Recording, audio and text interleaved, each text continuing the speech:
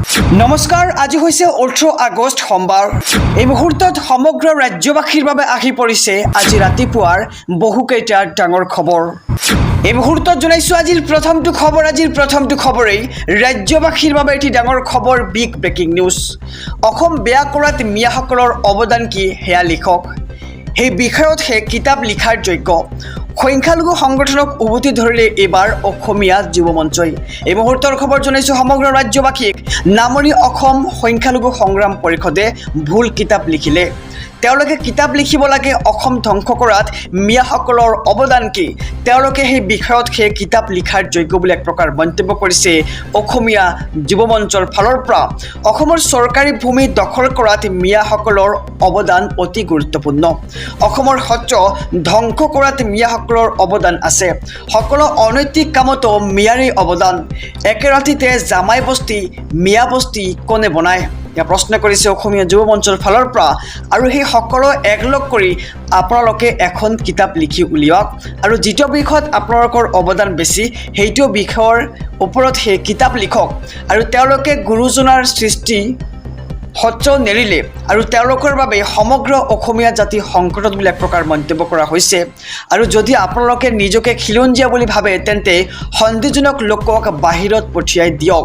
আৰু ইয়াক কিয় আপোনালোকে সহযোগ কৰে, এই মুহূৰ্তৰ খবৰ জনাইছোঁ ৰাজ্যবাসীক। ইয়াক কিয় আপোনালোকে সহযোগ নকৰে বুলি মন্তব্য কৰিছে অসমীয়া যুৱ মঞ্চৰ ফালৰ পৰা।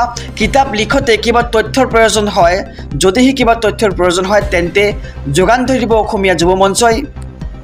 আৰু অসমীয়া যুৱ মঞ্চৰ নামনি অসম সংখ্যালঘু সংগ্ৰাম পৰিষদ লৈ এই দাবী উত্থাপন কৰিছে। স্বাধীনতা আন্দোলনত মিয়াসকলক অৱদান কিতাপত হোৱা ভুল অসমীয়াই গ্ৰহণ নকৰে। নামনি অসম সংখ্যালঘু সংগ্ৰাম পৰিষদে ভুল কিতাপ লিখিছে আৰু তেওঁলোকে কিতাপ লিখিব লাগে অসম ধ্বংস কৰাত মিয়াসকলৰ অৱদান কি। এই মুহূৰ্তত জনাইছোঁ আজিৰ দ্বিতীয় নম্বৰ খবৰটো ৰাজ্যবাসীৰ বাবে এটি ডাঙৰ খবৰ, বিগ ব্ৰেকিং নিউজ। ৰাহুল গান্ধীৰ ভোট চুৰিৰ অভিযোগক লৈ প্ৰত্যুত্তৰ। মিছা অভিযোগক ভয় নকৰে নিৰ্বাচন আয়োগে। ভোট চুৰিৰ অভিযোগৰ মাজতেই নিৰ্বাচন আয়োগৰ বিশেষ সংবাদমেলত ৰাহুল গান্ধীয়ে উত্থাপন কৰা অভিযোগৰ প্ৰত্যুত্তৰ। ৰাজনৈতিক দলৰ লগত কোনো ভেদাভেদ নকৰে নিৰ্বাচন আয়োগে। নিৰ্বাচন আয়োগৰ বাবে নাথাকে কোনো শাসক বিৰোধী। সাংবিধানিক কৰ্তব্যৰ পৰা কেতিয়াও পিছুৱাই নাহে নিৰ্বাচন আয়োগে। আৰু ৰাহুল গান্ধীয়ে উত্থাপন কৰা অভিযোগ খণ্ডন নিৰ্বাচন আয়োগৰ।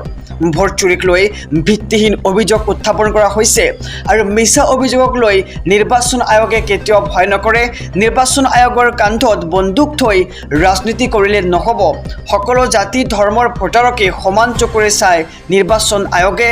আৰু ভোট চুৰিৰ অভিযোগৰ মাজতেই নিৰ্বাচন আয়োগৰ সংবাদমেল দেখিবলৈ পোৱা গৈছে। সংবাদমেলত ৰাহুল গান্ধীয়ে উত্থাপন কৰা অভিযোগৰ প্ৰত্যুত্তৰ দিছে এতিয়া। ৰাজনৈতিক দলৰ লগত কোনো ভেদাভেদ নকৰে নিৰ্বাচন আয়োগে।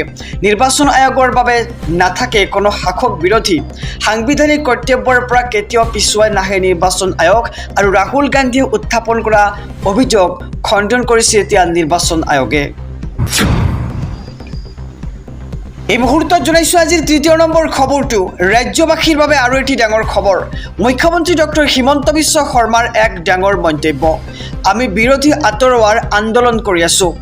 গৌৰৱ গগৈৰ পৰিয়ালতেই 3জন বিদেশী। তেনেকুৱা মানুহৰ পৰা কোনেও শিক্ষা নল'ব। এই মুহূৰ্তৰ খবৰ জনাইছোঁ ৰাজ্যবাসীক। আমি বিদেশী আঁতৰোৱাৰ আন্দোলন কৰি আছোঁ। গৌৰৱ গগৈৰ পৰিয়ালতেই 3জন বিদেশী। তেনেকুৱা মানুহৰ পৰা কোনেও শিক্ষা নল'ব, এই মন্তব্য কৰিছে ৰাজ্যৰ মুখ্যমন্ত্ৰীগৰাকীয়ে। আৰু যিয়ে সংসদত পাকিস্তানৰ সমৰ্থনত প্ৰশ্ন কৰে, যিজন মানুহৰ পৰিয়ালৰ 4জনৰ 3জনেই বিদেশী, তেনে মানুহৰ বিষয়ে মোৰ ক'ব লগা একো নাই। তেওঁৰ পৰিয়ালৰ 3জনৰ ধৰ্ম কি সেয়াও কোনেও নাজানে। আমাৰ সভাত 10,000 মানুহ আহে, কংগ্ৰেছৰ সভাত 200 মানুহ আহে। এনে অৱস্থাত আমি যদি শংকিত তেনেহ'লে শংকিত হৈ থকাই ভাল বুলি এক প্ৰকাৰ মন্তব্য কৰিছে ৰাজ্যৰ মুখ্যমন্ত্ৰী ডক্টৰ হিমন্ত বিশ্ব শৰ্মাই। পুনৰ গৌৰৱ গগৈৰ সমালোচনাৰে থকা সৰকা কৰিলে ৰাজ্যৰ মুখ্যমন্ত্ৰী ডক্টৰ হিমন্ত বিশ্ব শৰ্মাই। এই মুহূৰ্তৰ খবৰ জনাইছোঁ আমি বিদেশী আঁতৰোৱাৰ আন্দোলন কৰি আছোঁ। গৌৰৱ গগৈৰ পৰিয়ালতে 3জন বিদেশী। তেনেকুৱা মানুহৰ পৰা কোনেও শিক্ষা নল'ব, যিয়ে সংসদত পাকিস্তানৰ সমৰ্থনত প্ৰশ্ন কৰে, যিজন মানুহৰ পৰিয়ালৰ 4জনৰ 3জনেই বিদেশী, তেনে মানুহৰ বিষয়ে মোৰ ক'ব লগা একো নাই বুলি মন্তব্য কৰিছে মুখ্যমন্ত্ৰী ডক্টৰ হিমন্ত বিশ্ব শৰ্মাই আৰু তেওঁৰ পৰিয়ালৰ 3জনৰ ধৰ্ম কি সেয়াও কোনেও নাজানে আমাৰ সভাত 10,000 মানুহ আহে কংগ্ৰেছৰ সভাত 200জন মানুহ আহে আৰু এনে অৱস্থাত আমি যদি শংকিত তেনেহ'লে শংকিত হৈ থকাই ভাল বুলি মন্তব্য কৰিছে মুখ্যমন্ত্ৰীগৰাকীয়ে আহিছোঁ পৰৱৰ্তী খবৰৰ মাজলৈ ৰাজ্যৰ কেব চালকসকলক লৈ মুখ্যমন্ত্ৰী কৰিছিল কেতবৰ মন্তব্য আৰু এই মন্তব্যৰ পিছতেই সৰব হৈ পৰিছে ৰাজ্যৰ কেব চালকসকল এই মুহূৰ্তৰ খবৰ জনাইছোঁ মুখ্যমন্ত্ৰীয়ে ঘূৰাই দিব লাগিব আত্মসন্মান কেব চালকে ল'ব 48 ঘণ্টীয়া চকা বন্ধ কাৰ্যসূচী এই মুহূৰ্তৰ খবৰ ৰাজ্যবাসীৰ বাবে জনাইছোঁ মুখ্যমন্ত্ৰীৰ মন্তব্যৰ বিৰোধিতাৰে কেব চালকে ল'ব চকা বন্ধৰ কাৰ্যসূচী 48 ঘণ্টাৰ বাবে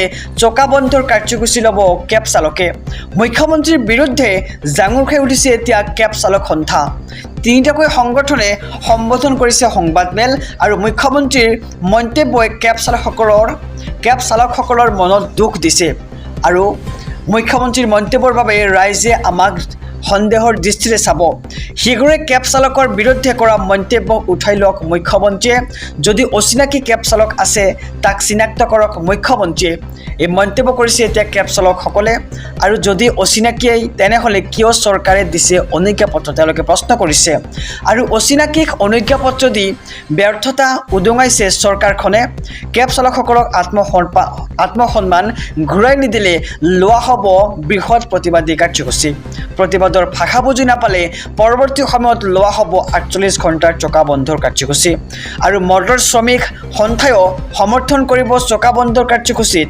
দিল্লীৰ যন্তৰ মন্তৰত প্ৰতিবাদ কৰাৰ হুংকাৰ এবাৰ কেব চালকসকলৰ স্বাধীনতা দিৱসৰ দিনাই অচিনাকি কেব চালকক লৈ মন্তব্য কৰিছিল ৰাজ্যৰ মুখ্যমন্ত্ৰীগৰাকীয়ে আৰু ইয়াৰ মাজতে সৰব হৈ পৰিছে এতিয়া ৰাজ্যৰ কেব চালকসকল আৰু মুখ্যমন্ত্ৰীৰ মন্তব্যৰ বিৰোধিতাৰে কেব চালকে ল'ব চকা বন্ধৰ কাৰ্যসূচী আৰু 48 ঘণ্টাৰ বাবে চকা বন্ধৰ কাৰ্যসূচী ল'ব কেব চালকসকলে মুখ্যমন্ত্ৰীৰ বিৰুদ্ধে জাঙুৰ খাই উঠিছে এতিয়া ৰাজ্যৰ কেব চালক সন্থা আহিছোঁ পৰৱৰ্তী খবৰৰ মাজলৈ এইবাৰ শক্তি বৃদ্ধি পালে অসম গণ পৰিষদৰ বিজেপি এৰি শ মহিলাৰ যোগদান অসম গণ পৰিষদত ডিব্ৰুগড় বিজেপিত খহনীয়া আৰু বিজেপি এৰি শতাধিক মহিলাই যোগদান কৰিলে অজাপথ আৰু সভাপতি লুৰিণজ্যোতি গগৈৰ উপস্থিতিত অসম গণ পৰিষদৰ বৃহৎ যোগদান কাৰ্যসূচী যোগদান সভাতেই চৰকাৰক সমালোচনা লুৰিণজ্যোতি গগৈৰ হিতাধিকাৰীৰ ৰাজনীতি কৰি সফল হ'ব নোৱাৰে বিজেপি চৰকাৰ আৰু আঁচনিৰ নামত